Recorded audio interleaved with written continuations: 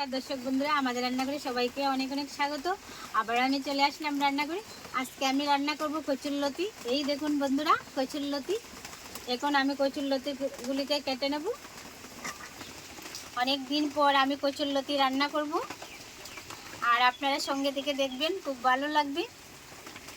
আজকে তো বৃষ্টির দিন। এই দেখুন বন্ধুরা, বৃষ্টি পড়ছে। বৃষ্টি মানে পুরোপুরিভাবে পড়ছে না, একটু একটু পড়ছে।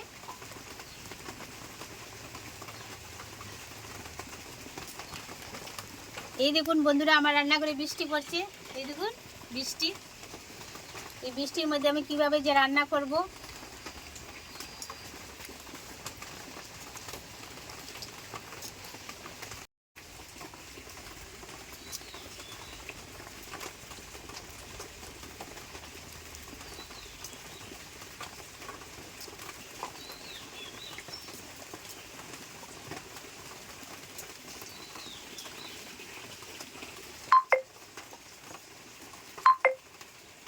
কচুরলতিগুলিকে আমি কেটে নিয়েছি। এখন আমি ভালো করে ধুয়ে নেব।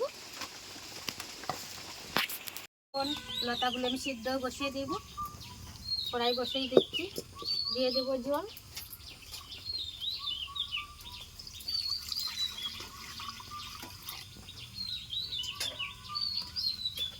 দিয়ে দিচ্ছি কেটে রাখা লতাগুলি। দিয়ে দিচ্ছি একটুখানি লবণ, কচুরলতিগুলি তাড়াতাড়ি সিদ্ধ হওয়ার জন্য। ঢাকনাটা উঠিয়ে দেখি কচুরলতিগুলি সিদ্ধ হয়ে গেছে কিনা। কচুরলতিগুলি খুব সুন্দরভাবে সিদ্ধ হয়ে গেছে, নামিয়ে নিচ্ছি।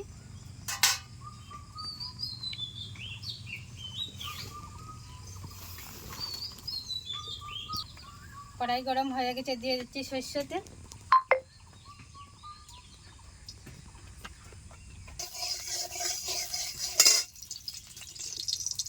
তেল গরম হয়ে গেছে, পুরনে দিয়ে দিচ্ছি রসুন কুচি,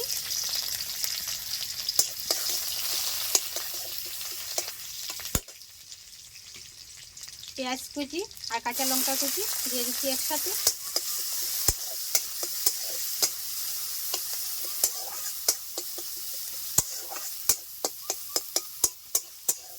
পেঁয়াজ রসুন ভাজা ভাজা হয়ে আসছে, দিয়ে দিচ্ছি শীতল মাছ।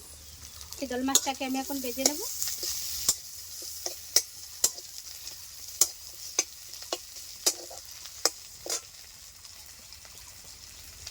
দিয়ে দিচ্ছি সিদ্ধ করা কচুরলতিগুলি।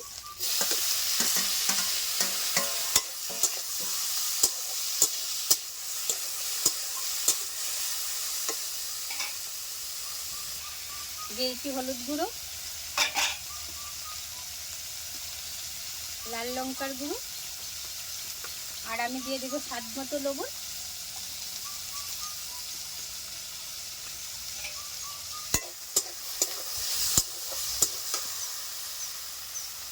একটু জল দিয়ে কচুরলতিগুলোকে আমি কষিয়ে নেব।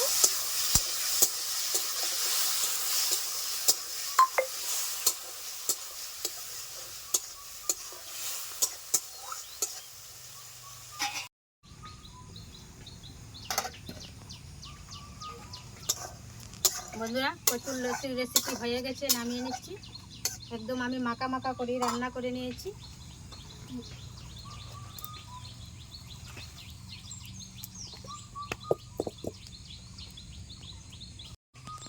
বন্ধুরা, কচুরলতি আমি শীতল মাছ দিয়ে তো রান্না করে নিলাম। আজকের পর্বটি আপনাদের কাছে কেমন লাগলো? যদি ভালো লাগে আর চ্যানেলটি সাবস্ক্রাইব করে পাশে থাকবেন। নমস্কার।